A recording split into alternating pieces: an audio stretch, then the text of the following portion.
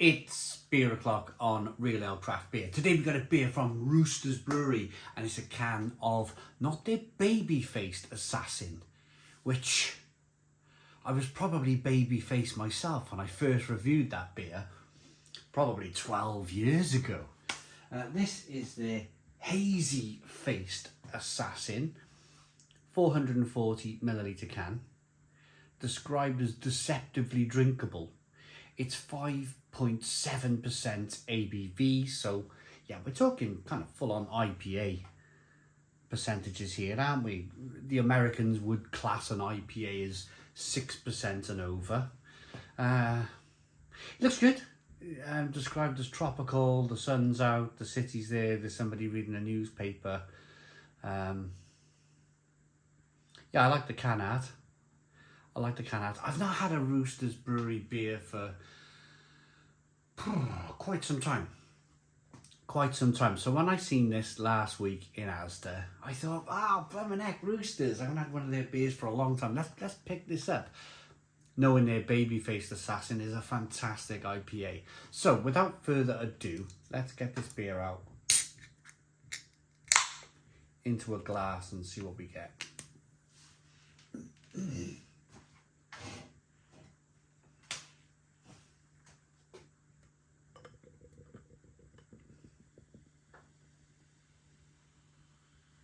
Whoa, look at that. Wow.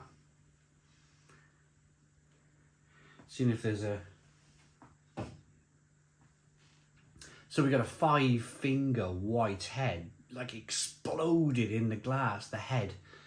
There's no real widget, or not a widget, a kind of the etching in the bottom of the glass is not really there. This is just doing it off its own kind of back. The head is dissipating. 4 fingers now. It looks like it's dissipating quite quickly. It's a hazy, amberish, straw-coloured beer. Amberish? Yeah, probably more straw-coloured than amberish. A bit vague, isn't it? A little bit vague of me, I do apologise. The beer was on a 4 for 3 deal. The beers in ASDA are £3.50, so you buy 4 cans, you get the third. You buy 3 cans, you get the 4th free. And ASDA have also got, I've got a couple of them here to review, which is, they're coming soon. They've got their own collab collection now, and they're working with different breweries. This one with St Ives. We've got a sticky toffee pudding stout here.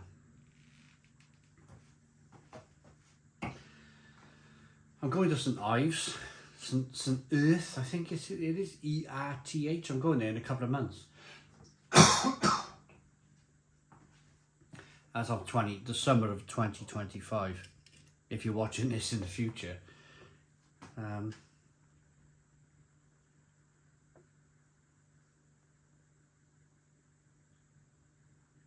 So a beer that wants to create a great big head.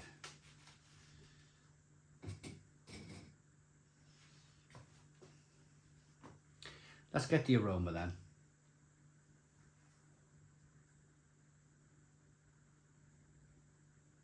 Just incredible, really.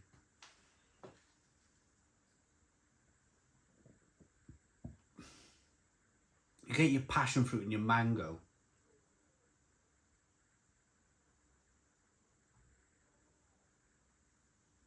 You're also getting a bit of lime as well. Touch of lime.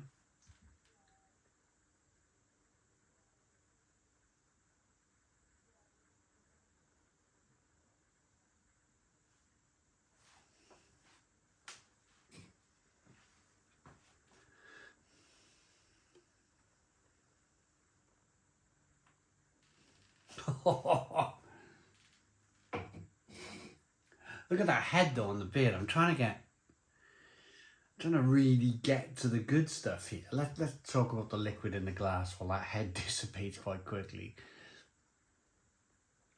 It's still that kind of hazy,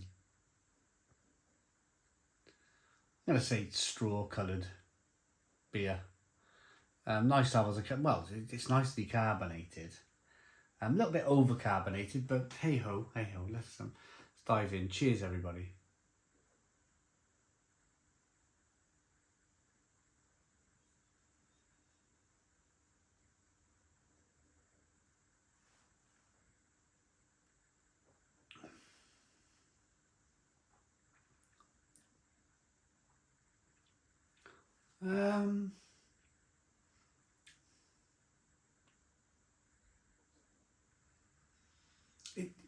The first taste was a little bit one-dimensional. It was like just a tropical, a kind of like one of those kind of genetic tropical flavors that you would get from, say, a tropical fruit squash concentrate. Let's break it down though. Let's have a few more tastes. Let's see if, you know, they've made a better job than what I'm saying.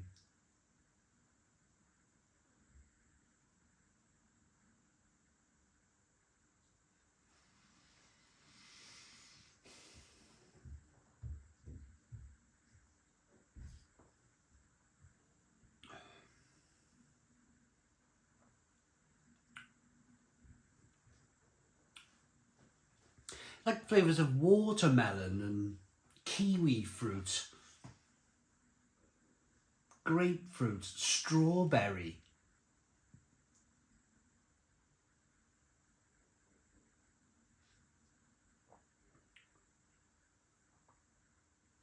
It's quite dry as well. It's quite dry. It's almost like it's offering up, like the yeast is offering up some kind of its own flavour, its own dimension to the beer as well. Ah, right. This is what I wanted to get to. I'm going to be quick with this because I want you to see it. Can you see the sediment there floating around in the bottom of the glass? That's what I was trying to get to. There's quite a bit of sediment actually. So it's can conditioned beer. The beer will have changed with that sediment going into the glass. Absolutely, it would have done. It's probably knocked the carbonation down a little bit. It might have added some more flavour. I was just talking about yeast flavour, wasn't I? So let's have another go.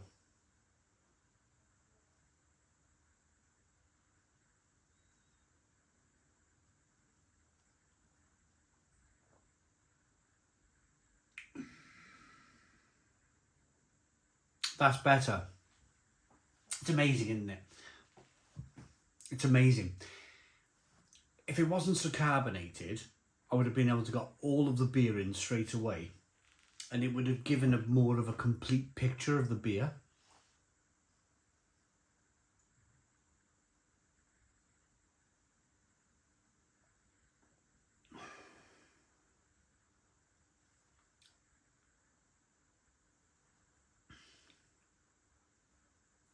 But by adding the yeast, things have to, it's a little bit more spiky.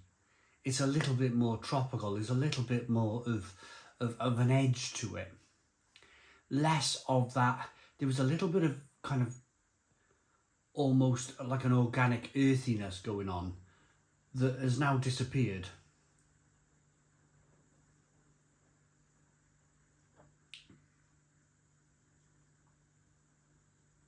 I like it. I like it.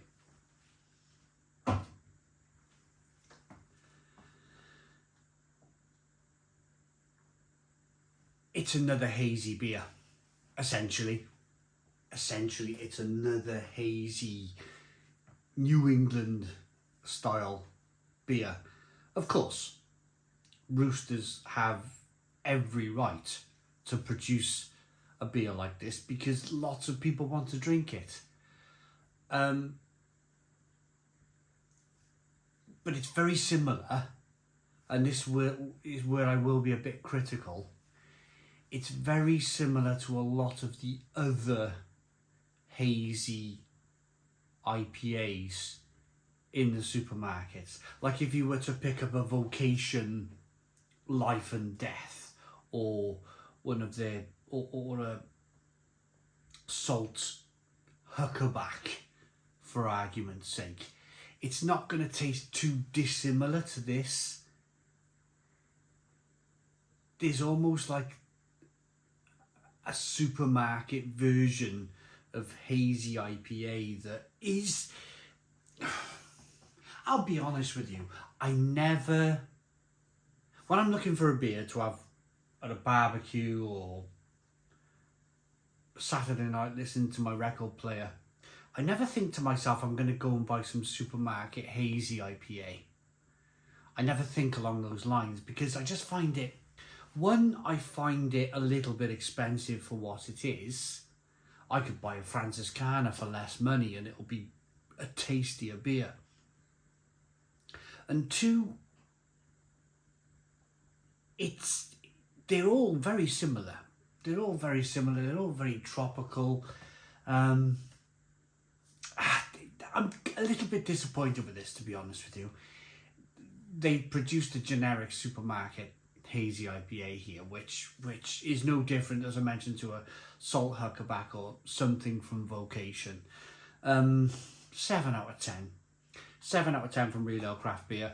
Please put your comments in the comments box. Subscribe to our daily beer and food reviews. Give us a big fat thumbs up. Boom. Cheers.